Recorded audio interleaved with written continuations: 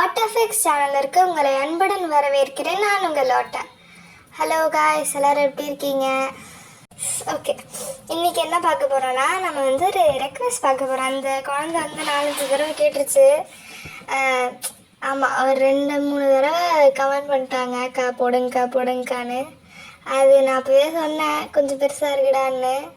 So முடிக்கலை, like முக்கால்வாசி முடிச்சிட்டேன். So கால்வாசி மட்டும் நான் அப்படியே ரெக்கார்ட் பண்ணிக்கிட்டே முடிச்சிடுவேன்னு தான் நினைக்கிறேன். ஓகே, ஸ்டார்ட் பண்ணிடுவோம். ஸோ ஆரம்கான 1 சாப்டர் FF 3 சாப்டர் ஏதோ FF தான் பார்க்க போகிறோம். இதை ஒரு ஆர்மி தான் ரெக்வெஸ்ட் பண்ணியிருந்தாங்க. அவங்க கொடுத்த ஆன்லைனில் தான் இந்த கதையை ரெடி பண்ணியிருக்கேன். என்ன ஆன்லைன்னா, வயனுக்கு ஆரம்ப ஸ்டார்டிங்லேருந்தே பிடிக்கும், கிட்டத்தட்ட ஒன் சைட் லவ் மாதிரி. ஆனால் நம்ம ஆரம்புக்கு வேற ஒரு பொண்ணை பிடிச்சிருக்கோம். அதுக்கப்புறம் என்னென்னவோ நடந்து வயனுக்கும் ஆரம்புக்கும் கல்யாணம் நடந்திருக்கும். ஸோ இந்த மாதிரி தான் கேட்டாங்க. சரி, இன்ட்ரோவை பார்ப்போமா? இன்ட்ரோ. நீங்கள் வயன் ஒரு இன்ட்ரோவர்ட். நான் இன்ட்ரோவர்ட், பக்கா இன்ட்ரோவர்ட். இன்ட்ரோவர்ட்னா யாரு கூடயும் அவ்வளோவா பேச மாட்டாங்க, ரொம்ப ஷை டைப். கிட்டத்தட்ட மனுஷங்கக்கிட்ட பேசவே பிடிக்காது. மற்றவங்க மாதிரி எல்லாரோடையும் ஈஸியாக ஜெல்லாக மாட்டீங்க. யாருக்குமே நீங்கள் இருக்கீங்கன்னு கூட தெரியாத புழு பூச்சி தான். அந்த மாதிரி ஒரு பாவப்பட்ட சைலண்ட்டான ஜீவன் தான் நீங்கள். மனுஷங்களோட பேச தான் பிடிக்காது, ஆனால் அனிமல்ஸ்னால் ரொம்ப பிடிக்கும். அதுக்காகவே வெட்னரி டாக்டர் ஆகியிருப்பீங்க. இப்போ உங்களுக்கு 25 வயசு. சொன்ன மாதிரி ஒரு நல்ல ஹாஸ்பிட்டலில் வெட்னரியாக வேலை பார்க்குறீங்க. அங்கேயே அமைதியாக தான் இருப்பீங்க. அதே மாதிரி வீட்டில் நடுப்புல, அதனாலே என்னன்னு தெரில, வீட்லேயும் எவனும் கண்டுக்க மாட்டான். உங்களுக்கு ஒரு அண்ணன், அப்புறம் ஒரு ஸ்கூல் படிக்கிற டீனேஜ் தங்கச்சி. அண்ணனுக்கு கல்யாணம் ஆகிருச்சு, அவ்வளோ வயசு டிஃப்ரென்ஸ்லாம் இல்லை. நீங்கள் 25னா அவன் 28 தான். ரீசெண்டாக தான் கல்யாணம் ஆச்சு. உங்கள் அண்ணா, அண்ணி, அம்மா, அப்பா, தங்கச்சி, நீங்கன்னு எல்லாரும் ஒரே வீட்டில் தான் தங்கியிருக்கீங்க.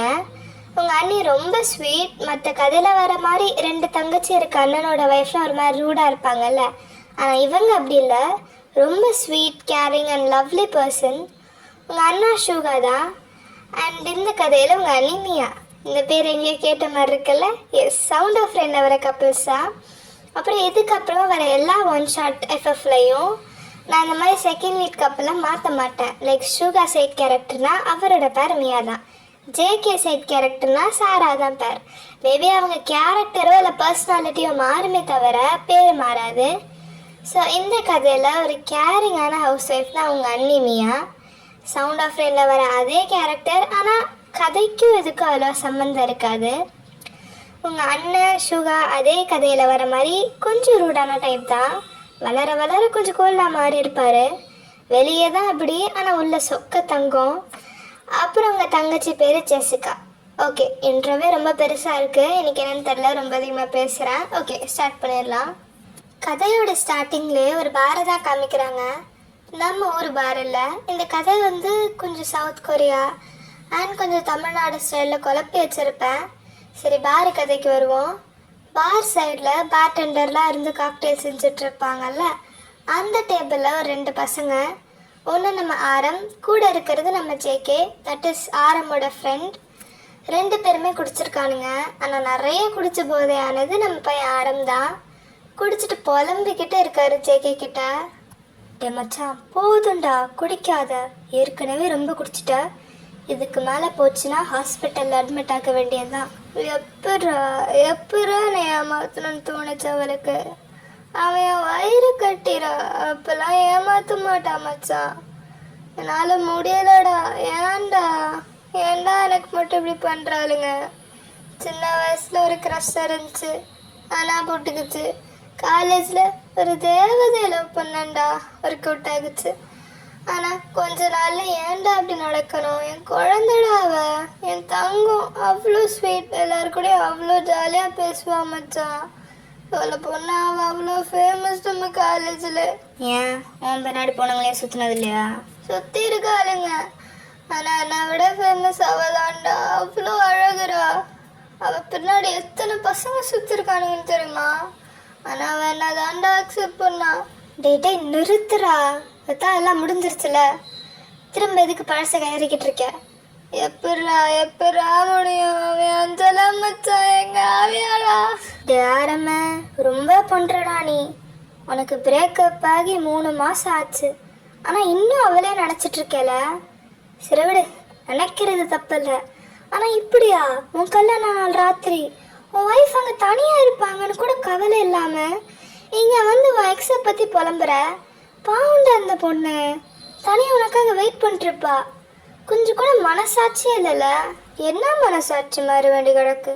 பையன் இன்னும் பிரேக்கப்லேருந்தே வெளில வரலன்னு தெரிஞ்சும் வேற ஒரு பொண்ணுக்கு கட்டி வச்சாங்களே எங்கள் அம்மா, அவங்களுக்கு இருக்க மனசாட்சி? சொல்கிறா சொல்லு. நீ எத்தனை நாள் தான் எல்லாரையும் ப்ளேம் பண்ண போகிறேன் நானும் பார்க்குறேன். 3 மாதமாக அவங்க பையன் ஏதோ நொந்து போயிருக்கானே, கொஞ்சமாச்சும் மாறுவானதான் உனக்கு ஒரு பொண்ணை பார்த்து கட்டி வச்சாங்க. நீ இன்னும் ஒரு நாள் கூட வாழலை, ஆனால் இப்போவே புலம்ப ஆரம்பிச்சிட்ட. அட போடா, நானும் இங்கே நொந்து கிடக்கிறேன், நீ வேற கடுப்பேற்றிட்டுருக்க. பிரேக்கப் ஆகி வேற 3 மாதம் ஆகலாம், ஆனால் நாங்கள் லவ் பண்ணது 3 வருஷம்டா. 3 மாதமோ 3 வருஷமோ, ஆனால் உன்னை விட்டு போகணும்னு நினச்சிட்டால, என்னால் என்னை பிடிச்சா வைக்க முடியும்? அதெல்லாம் முடிஞ்சிருச்சுல, விடு. அப்புறம் உன் எக்ஸை பற்றியெல்லாம் வீட்டில் உன் ஒய்ஃபுக்கிட்ட சொல்லி வைக்காத. பாவம் அந்த பொண்ணு குனிஞ்ச தலையை கூட நிம்மதில்லை, அவ்வளோ சைலண்ட்டாக இருக்கா. நீ வேற எதாவது புலம்பி அவளையும் கஷ்டப்படுத்தாத. போடாமயிரு. நான் இங்கே என்ன சொல்லிட்டுருக்கேன், நீ என்ன சொல்லிட்டுருக்க? என் காயை பற்றி பேசுகிறேன்டா. அது மட்டும் இல்லாமல் நீ நான் ஒழுங்க குடிக்கணும்னு சொன்ன உடனே கூப்பிட்டு வந்துட்டா. நம்ம இனிமேல் குடிக்கவே கூடாதுறான்னு சொன்னதெல்லாம் நீ தான், ஆனால் நீ தான் பூத்தி கொடுக்குற. சொல்கிறா சொல்லு, இன்னும் சொல்லு, இதுக்கு மேலேயும் சொல்லு. ஃப்ரெண்டுக்கு கல்யாணம் ஆகி இன்னும் ஒரு நாள் கூட முடியல, அதுக்குள்ளே பாருக்கு கூட்டிகிட்டு வர நான் முட்டா போயலாம். அது மட்டும் இல்லாமல் நீ கம்பல் பண்ணலாம் கூப்பிட்டு வரல. மனசில் இருக்க எல்லா வாரத்தையும் இறக்கி புலம்பி தள்ளுன்னு தான் கூப்பிட்டு வந்திருக்கேன். இதுக்கப்புறம் காவிய ஓவியான்னு வாயை திறந்த என்ன பண்ணுவனே தெரியாது. ஏற்கனவே எல்லார்கிட்டையும் திட்டு வாங்கிட்டு தான் உன்னை இங்கே கூப்பிட்டு வந்திருக்கேன். ஏதோ குடிக்க கூப்பிட்டு வந்த நான் சொன்னேன்? லூசு பயலே, அப்படியா சொல்லுவாங்க? ஏதோ சமாளிச்சுட்டு தான் வந்திருக்கேன். என்ன சொன்னாலும் கல்யாண நாளானே கூப்பிட்டு போனால் கழுவி ஊற்ற மாட்டாங்க. டேய், டைமை போடுறா, 10 ஆகுது. அதுக்குள்ளே எத்தனை கால் பண்ணியிருக்காங்க. உங்கள் அம்மா மட்டுமா, அப்பாவும் சேர்ந்து பண்ணியிருக்காரு. போகலாம் வா, எந்திரி. நான் வரமாட்டேன். எனக்கு இப்போ என் காவியை பார்க்கணும், பார்த்து சமாதானப்படுத்தணும். ஏன்டா, என்னடா நீ என்னடா பிடுங்க போகிற? நீ என்னடா பண்ண? அந்த புள்ளதாடா ஏமாத்தி போச்சு, என்னால் வைக்காத மச்சான், வாடா போகலாம். இப்படியே புலம்ப ஜெய்க்கு சமாதானப்படுத்தன்னு ஒரே கூத்தாதான் இருக்கு. அடுத்த சீனில் கட் பண்ணால் இங்கே நீங்கள் தான் உங்கள் வீட்டில், அதாவது கல்யாணம் ஆன பிறகு நீங்களும் ஆரமும் தனியாக இருக்கட்டும்னு 2 பேருக்கும் ஒரு ஃப்ளாட் அரேஞ்ச் பண்ணியிருப்பாங்க. ஆமாம், உங்களுக்கும் ஆரமுக்கும் தான் கல்யாணம் முடிஞ்சிருக்கும். அண்ட் இதை பற்றின ரொம்ப டீட்டெயில்டான இன்ஃபர்மேஷன்லாம் நான் போக போக சொல்கிறேன். இப்போ கதையை அப்படியே கண்டினியூ பண்ணுவோம். அந்த வீடு கொஞ்சம் சின்னதாக க்யூட்டாக தான் இருக்கும். ஒரே ஒரு பெட்ரூம் தான், கெஸ்ட்டுக்கெல்லாம் ரூம் இருக்குது. ஆனால் அங்கே தான் வீட்டில் இருக்க மொத்த சாமானே இறக்கியிருப்பாங்க. இப்போ நீங்கள் உங்கள் ரூமில் ட்ரெஸ் எல்லாம் எடுத்து வச்சிட்ருக்கீங்க. உங்களுக்கு கிறிஸ்டியன் ஸ்டைலில் வெட்டிங் நடந்ததுனால ஆஃப்டர் மேரேஜ் ஒரு சில சம்பிரதாயம்லாம் பண்ணுவாங்கல்ல, அதெல்லாம் எதுவும் பண்ணலை. கல்யாணமே சிம்பிளாக தான் நடந்திருக்கும். முடிஞ்ச பிறகு தனியாக வீட்டுக்கு அனுப்பி விட்டுருப்பானுங்க. இப்போ வீட்டில் யாருமே இல்லை. அப்போ காலிங் பில் மட்டும் அடிக்குது. வீடு ஃபுல்லாக ஒரே டிம் லைட் தான். உள்ளே கொஞ்சம் பீதியாக தான் இருக்குது. இருந்தாலும் யாருன்னு பார்க்கணுமே தான் கதவு திறக்கிறீங்க. பார்த்தா நம்ம ஆரம்பு செம்ம மட்டை ஜேகே தான் தாங்கி பிடிச்சி கூட்டிகிட்டு வராரு. நீங்கள் பார்த்து அவ்வளவா ஒரு ரியாக்ஷனுமே தரலை. ஹாய் சிஸ்டர், நான் ஜேகே, ஆரம்போட ஃப்ரெண்டு. தெரியும், கல்யாணத்தில் பார்த்தேன் சொன்னாங்க. சொல்லிட்டு ஆரம்ப பார்க்குறீங்க. அது ஒன்றும் இல்லை சிஸ்டர், பசங்க எல்லாம் சேர்ந்து பார்ட்டி வச்சுருந்தானுங்க, அதான் கொஞ்சம் குடிச்சிருக்கான். விடுறா, நானே வரேன் தோல். டே பார்த்துடா, இவ்வளோ நேரம் நான் தானே பார்த்து கூட்டிகிட்டு வந்தேன். இப்போ என்ன பிரச்சனை? நான் இவ்வளோ குடிச்சாலும் கண்ணு மாதிரி நிற்பேன்டா. ஓவர் சீன் உடம்புக்கு ஆகாதுடா. ஓடாடே போடா. நான் ஆரம் வீட்டுக்குள்ளே போய்டுவாரு. நீங்கள் வெளியே நிற்கிற ஜேகேவை பார்த்து நீங்கள் உள்ளே வாங்க. ஐயோ இல்லைம்மா, கீழே கேப் வெயிட் பண்ணுது, நான் போகணும். இன்னொரு நாள் வந்து விருந்தே சாப்பிட்டு போகிறேன். அப்புறம் அவனை நல்லா பார்த்துக்கோ. வெளியே தான் ஓவரா சீன் போடுவான், ஆனால் உள்ள அவன் ஒரு குழந்த. சரிம்மா, பாய். ஓகே பாய்ண்ணா. அண்ட் இதுக்கப்புறம் சொல்ல போகிற சீன்லாம் கொஞ்சம் ஹாட்ஸ்டானாக தான் இருக்கும். எனக்கு அதெல்லாம் சொல்ல மாட்டியெல்லாம் கேட்காதீங்க. தெரில, ஏதோ ஒரு வேகத்தில் கதை எழுதிட்டேன். சரி கேளுங்க, நல்லா தான் இருக்கும். ஓகே, இப்போ நீங்கள் ஜேகேவை அனுப்பி விட்டுட்டு டோரை க்ளோஸ் பண்ணிட்டு திரும்புறீங்க. பார்த்தா நம்ம ஆரம் இன்னும் போகலை. டோர்லேயே லாக் பண்ணி ஒரு செகண்ட் கூட வெயிட் பண்ணல. நச்சுன்னு ஒன்று ஸ்ட்ரைட்டாக லிப்பில் வைக்கிறாரு. உங்களுக்கு கண்ணெல்லாம் விரியுது. அவர் எதை பற்றியுமே யோசிக்கல. அந்த கிஸ்ஸை டீப்பன் பண்ணிட்டு இருக்காரு. நீங்கள் கொஞ்ச நேரம் இந்த உலகத்திலே இல்லை. பெந்து முழிக்கிறீங்க. கொஞ்ச நேரம் கழிச்சு ரியலைஸ் ஆனதும் தள்ளி விட்டுடுறீங்க. ஒரு 2 ஸ்டெப்பு தான் பின்னாடி போயிருப்பாரு. ஏற்கனவே செம்ம காண்டில் இருந்திருப்பாரு. இப்போ ஃபுல் ஃபோர்ஸில் உங்கள் கையை தலைக்கு மேலே டோரில் வச்சு பின் பண்ணி ரொம்ப ஃபோர்ஸ்ஃபுல்லாக கிஸ் பண்ணுறாரு. நீங்கள் ஸ்டார்டிங்கில் கொஞ்சம் ஸ்ட்ரகிள் பண்ணாலும் போக போக நீங்களே இந்த கிஸ்ஸில் எதுவும் பண்ண முடியாமல் கோஆப்ரேட் பண்ணுறீங்க. அது கூட சரியாக பண்ண தெரில தங்கத்துக்கு. அந்த கிஸ் போக போக ரொம்ப ரஃப்பாக போகுது. அப்படியே கை உடம்பு ஃபுல்லாக ரோம் ஆகுது. அப்படியே டோர்ல இருந்து வால்ல தள்ளி தள்ளி பயங்கரமாக கிஸ் பண்ணுறாரு. உங்கள் வீடு எப்படின்னா டோர்ல இருந்து ஹாலுக்கு போகிற வழி கொஞ்சம் நீளமாக சின்னதாக தான் இருக்கும். நான் ஸ்க்ரீனில் காமிக்கிற மாதிரி இருக்கும். ஸோ இப்போ டோர்ல இருந்து அந்த சைட் வாலில் தள்ளி பயங்கரமாக கிஸ் பண்ணுறாரு. இப்போ உங்களை அப்படியே லிஃப்ட் பண்ணி வாலில் பின் பண்ணி கிஸ் பண்ணுறாரு. உங்கள் கால் அவரோட வேஸ்ட்டை சுற்றி இருக்கு. கை அவரோட ஷோல்டரில் வச்சுருக்கீங்க.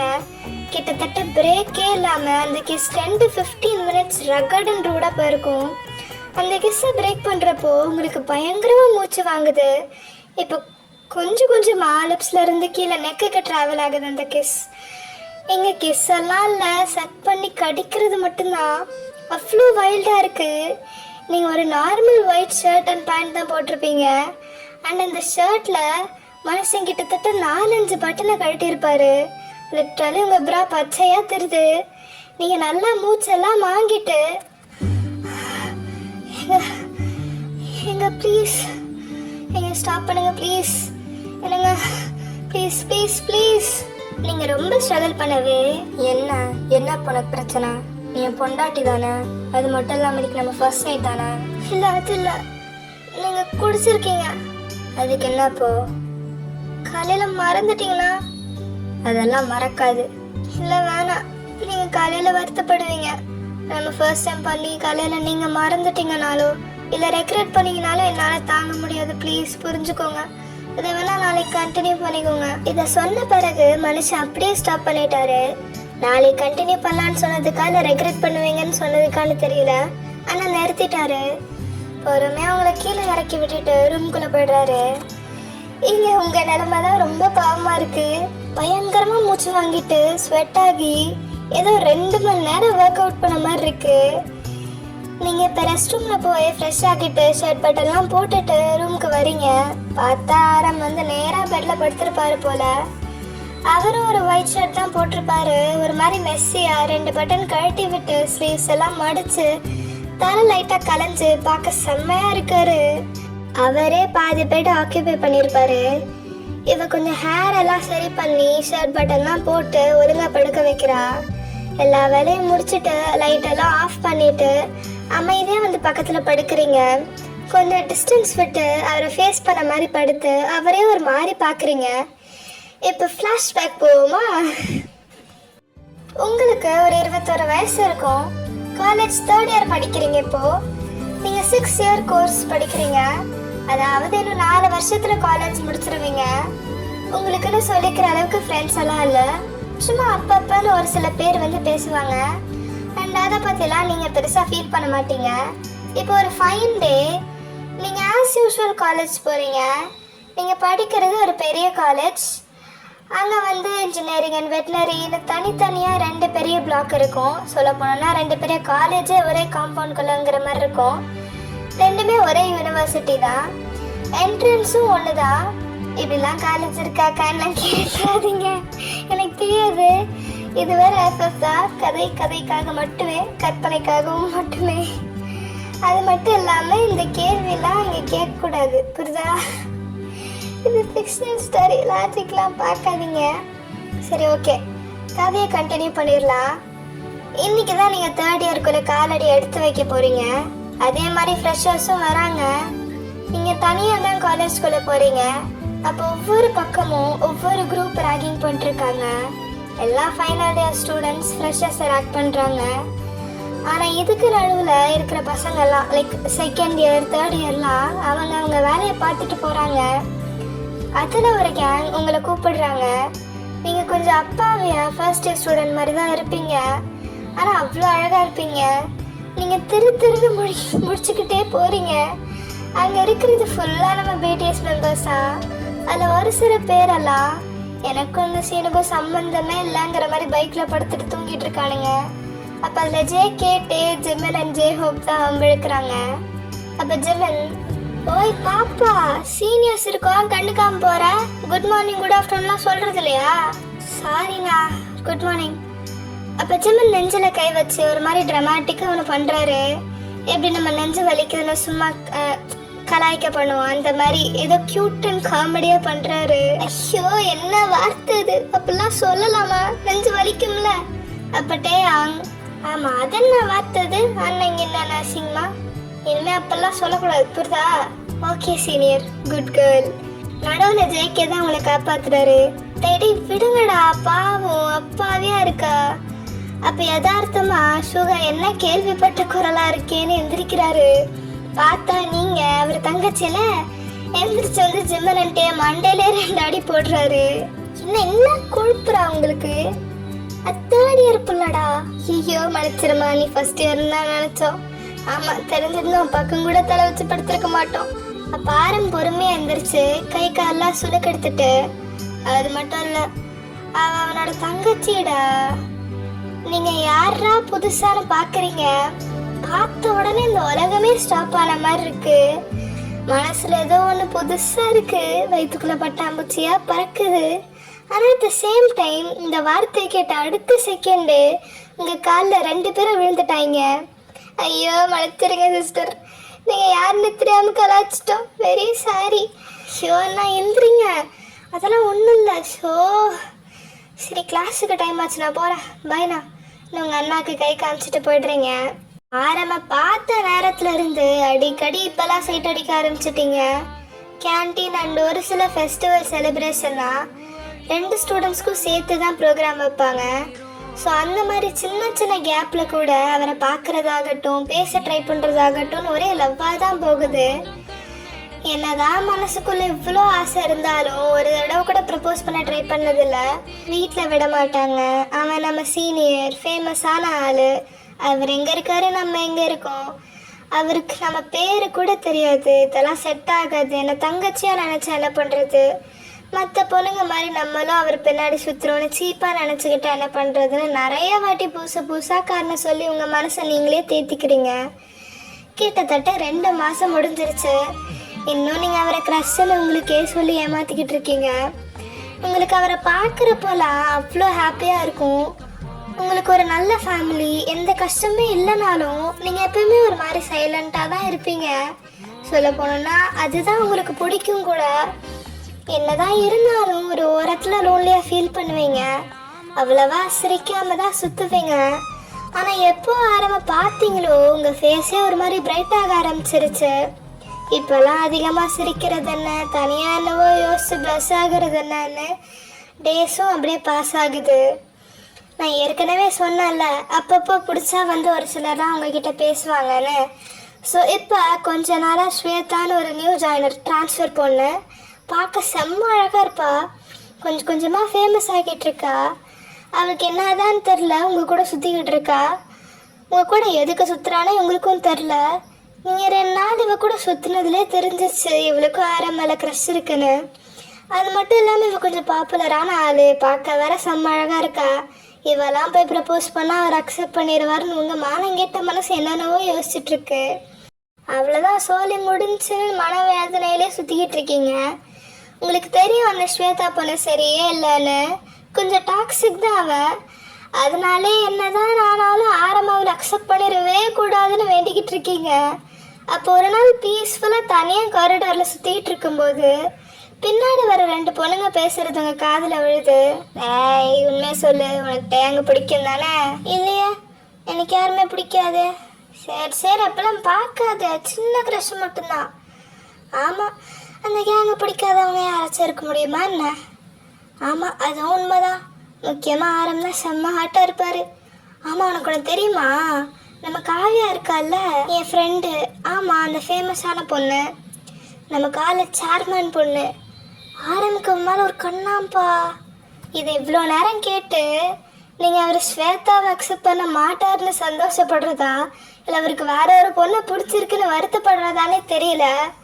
மனசு கொஞ்சம் இல்லை, ரொம்பவே பாரமாக தான் இருக்குது. கொஞ்சம் யோசிங்க கைஸ். ரொம்ப நாளாக நம்ம ஒரு பையன் மேலே சின்னதாக க்ரஷ் வச்சுருப்போம். திடீர்னு அவங்களுக்கு வேற ஒருத்தவங்களை பிடிச்சிருக்குன்னு தெரிஞ்சதும் ஒரு மாதிரி டிஸ்டர்ப்டாக இருப்போம்ல, அந்த மாதிரி தான் இருக்கீங்க. இல்லை மேட்டர் என்னன்னா, அந்த காவியா ஃபேமஸ்ன்னு ரொம்ப அழகாக இருப்பான்னு சொன்னால, அதனால என்னன்னு தெரில, உங்களுக்கு அவளை ஏற்கனவே லைட்டாக பிடிக்காது. ஏன்னா 2 பேரும் டோட்டல் ஆப்போசிட். அவள் எக்ஸ்ட்ரோவர்ட், நீங்கள் இன்ட்ரோவர்ட். அவளுக்கு நிறைய ஃப்ரெண்ட்ஸ் இருக்காங்க, ஆனால் உங்களுக்கு ஒன்றுமே இல்லை. அவள் ரொம்ப பாப்புலர், ஆனால் நீங்கள் இருக்கீங்கன்னே அட்டண்டன்ஸ் போடுறப்ப தான் தெரியும். ஸோ இவளை பார்த்தாலே ஆகாது. இப்போ அந்த பொண்ணு மேலே தான் ஆரம்பிக்க க்ரஷ்ன்னதும் கொஞ்சம் ஒரு மாதிரி தான் இருக்குது. நீங்கள் ஸ்வேதாவாக இருக்குன்னு தான் யோசிச்சிருக்கீங்களே தவிர காவியாவை இருப்பான்னு நினச்சி பார்த்ததே இல்லை. இன்னும் 2 மாதம் பாஸ் ஆகுது. நீங்கள் சரி அது ரூமர்னு விட்டுட்டீங்க. அதே மாதிரி இப்போ தான் அந்த காவியா பொண்ணை வேறு கண்ணோட்டத்தில் பார்க்க ஆரம்பிச்சிட்டிங்க. இது மூலமா அவளும் நல்லவ தான் தெரிஞ்சுக்கிறீங்க. இத்தனை நாளாக அவகிட்ட பேசாமலே அவளை பிடிக்காதுன்னு உங்களுக்குள்ளேயே ஜட்ஜ் பண்ணி வச்சுருப்பீங்க. ஆனால் கொஞ்சம் கொஞ்சமாக அவள் ரொம்ப நல்லவன்னு தெரிஞ்சுக்கிறீங்க. போக போக அவள் தான் செட் ஆவானெல்லாம் யோசிக்க ஆரம்பிச்சிட்டீங்க. ஆனால் கொஞ்ச நாள்லே நம்ம மனசை குழப்பிக்க கூடாதுன்னு விட்டுட்டீங்க. ஆனால் ஒரு நாள் காலேஜ் ஃபுல்லாக பரபரப்பாக இருக்குது. எல்லாரும் அங்கே ஒரு சின்ன கார்டன் ஏரியா மாதிரி இருக்கும், அங்கே தான் போகிறாங்க. பார்த்தா காவியாவுக்கு ப்ரப்போஸ் பண்ணிட்டுருக்காரு. நான் ஸ்டார்டிங்லேயே சொன்னேன்ல, எப்படி அவரை பார்த்த ஃபர்ஸ்ட் டைம் இந்த உலகமே நின்ன மாதிரி இருந்துச்சுன்னு. இப்போவும் அதே மாதிரி இந்த உலகமே ஃப்ரீஸ் ஆன மாதிரி இருக்கு. இத்தனை நாளாக க்ரஸ்ஸுன்னு சுற்றிட்டு இருந்தீங்க, ஆனால் அதே க்ரஸ்ஸுக்காக தாரையா கண்ணிலேருந்து வடியுது. இப்போ இந்த பக்கம் பார்த்தா காவியா ஆரம்போட ப்ரப்போசலுக்கு அக்செப்ட் பண்ணிட்டா. 2 பேருமே காலேஜ்ல ஃபேமஸ்ங்கிறதுனால காலேஜ் ஃபுல்லாக அவங்கள பற்றின பேச்சு மட்டும்தான். அவங்கள பார்த்தியா, செம்ம க்யூட்டாக இருக்காங்க. அந்த ஜோடி பொறுத்த சூப்பராக இருக்கு. பாடுறா பையன் நம்ம காலேஜ் சார்மன் பொண்ணையே பிடிச்சிட்டான். 2 பேரும் ஒன்றுக்கு ஒன்று சலிச்சவங்களே இல்லை, செம்ம அழகாக இருக்கானுங்க. இதெல்லாம் கேட்டு கேட்டு உங்கள் காதில் கொடையுது. ஒவ்வொரு தடவை அவரை காவியாவோட பார்க்கும் போதெல்லாம் மனசு சுக்கு நூறாக உடஞ்சிருச்சு. நான் அந்த இடத்துல இருந்தால் எப்படி இருந்திருக்கும்? சீச்சி, நீ எதுக்கு இப்பெல்லாம் யோசிக்கிற? இப்போ அவளுக்கு தான் சொன்னோம். அவரை நம்ம பார்க்கறதெல்லாம் தப்பு. அவருக்கு யாரை பிடிச்சிருக்கோ, யாரு கூட இருந்தால் சந்தோஷமா இருக்காரோ அவங்க கூட இருக்கட்டும். ஆமாம், எல்லாரும் சொல்கிற மாதிரி அவங்க ஜோடி பொறுத்து ரொம்ப நல்லா இருக்கு. அந்த 4 வருஷம் எப்படிடா இந்த காலேஜில் குப்பை கொட்டுறதுன்னு இருக்கு. அப்படியே டேஸ் பாஸ் ஆகுது. அவங்க அவ்வளோ கேரிங்காக லவ்லி கப்பலாக இருக்காங்க. கிட்டத்தட்ட 3 வருஷம் முடிஞ்சிருச்சு. நீங்கள் இப்போ ஃபைனல் இயர் முடிக்க போகிறீங்க. உங்கள் அண்ணனோட பேட்ச் எல்லாம் எப்பயோ முடிச்சுட்டு போயிட்டாங்க. அதாவது அந்த மொத்த பிடிஎஸ் கேங்குமே காலேஜ் முடிச்சுட்டாங்க. காவியாவும் அதே பேட்ச் தான். ஸோ அவளும் கம்ப்ளீட் பண்ணிட்டா.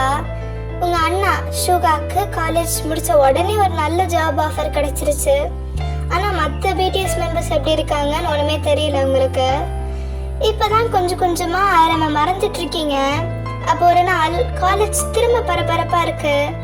ப்ரப்போசல் அன்னைக்கும் இதே பரபரப்பு தான் இருந்துச்சு. ஆனால் அன்னைக்கு எல்லாரும் சந்தோஷமாக இருந்தாங்க. ஆனால் இன்னைக்கு எல்லார் முகத்துலையும் ஒரு மாதிரி பயத்தோட கலந்து ஒரு வருத்தமும் தெரியுது. உங்களுக்கு ஒரு மாதிரி தான் இருக்கு. எல்லாரும் பேசுறது உங்க காதுல விழுது. அவ இப்படி பண்ணுவான்னு நான் எதிர்பார்க்கவே இல்லை. ஆமா, எவ்வளோ ட்ரூவா லவ் பண்ணாரு. ஆனா அவ இப்படி ஏமாத்துவான்னு நான் நினைச்சு கூட பார்க்கல. சீ, வெக்கமாவே இல்லைல்ல அவளுக்கு. டே மச்சான், கேள்விப்பட்டியா? நம்ம சீனியர் பழைய பாச்சு ஆரம்போட லவ்வர் ரத்தாண்டா, அந்த சேர்மன் பொண்ணு சீட் பண்ணிட்டாளாண்டா. டே என்னடா சொல்ற? அவங்க அவ்வளோ அந்யூனமாக இருப்பாங்களே, இதுக்கெல்லாம் வாய்ப்பே இல்லையடா. டேய், இந்த பெரிய இடத்த பொண்ணுங்களே இப்படிதான்டா. வேற ஒரு பையன் நல்லா இருந்தால் போயிடுவாளுங்க. டேய், ஆனால் காவியாக்கா அப்படி இல்லையே. அப்படிதான் எல்லாம் நினச்சாங்க. ஆனால் அவங்களுக்கு வேற ஒரு பையனை பிடிச்சிருக்குன்னு பிரேக்கப் பண்ணிட்டாங்களாம். நல்ல வேலை சொல்லிட்டு பண்ணாலே, இல்லைன்னா சந்தி சிரிச்சிருக்கோம். அந்த கேங் போய் இத்தனை வருஷம் கழிச்சோம் பேசுகிறாங்கன்னா எவ்வளோ ஃபேமஸாக இருந்திருப்பாங்கன்னு நினச்சிக்கோங்க. இதெல்லாம் கேட்டு உங்களாலேயே நம்ப முடியல. உங்களுக்கு தெரியும் காவியா அந்த மாதிரி பொண்ணு இல்லைன்னு. ஆனால் அதை கேட்குறப்போ ஒரு மாதிரி கஷ்டமாக தான் இருக்குது. இன்னொரு பக்கம் ஆரம் வருத்தப்பட்டிருப்பாருன்னு யோசிக்கிறீங்க. ஏன்னா உங்களுக்கு தெரியும் நமக்கு பிடிச்சவங்க நம்மளை விட்டு வேற யாரையோ பிடிச்சிருக்குன்னு சொன்னால் மனசு கஷ்டப்பட தானே செய்யும். அன்னைக்கு ஃபுல்லாக இதை பற்றின பேச்சு மட்டும்தான். இப்போ சாயங்காலம் ஆகிடுது, லைட்டாக மேகம் இருட்டிட்டு தான் இருக்குது. நீங்கள் உங்கள் அண்ணனுக்கு கால் பண்ணுறீங்க. எப்பயுமே அவன் தான் வீட்டுக்கு கூட்டிகிட்டு போவான். அதான் இன்னைக்கு கொஞ்சம் லேட் ஆகிருச்சு, எல்லாரும் போயிட்டாங்க. ஹலோ ஹலோ வைன், சாரிம்மா, அண்ணனுக்கு கொஞ்சம் ஒர்க் ஜாஸ்தியாக இருக்குது. இன்னைக்கு மட்டும் நீ பஸ்ஸில் போயிடு. சரி ஓகே. அப்புறம் காசெல்லாம் இருக்குல்ல, இல்லைன்னா அனுப்பிவிடவா? எல்லாம் இருக்குது, வேணாம். சரி ஓகே. அப்புறம் வீட்டுக்கு வரும்போது ஜெசிகாவையும் கூட்டிகிட்டு வந்துடு. அவருக்கு ஸ்பெஷல் கிளாஸ் இருக்குது, இப்போ விட்டுருவாங்க. சரிண்ணா, பாய். ஓகேம்மா, பாய், பத்திரம். வீட்டுக்கு போயிட்டு கால் பண்ண. நீங்கள் நேராக பக்கத்தில் இருக்க பஸ் ஸ்டாப்புக்கு தான் போகிறீங்க.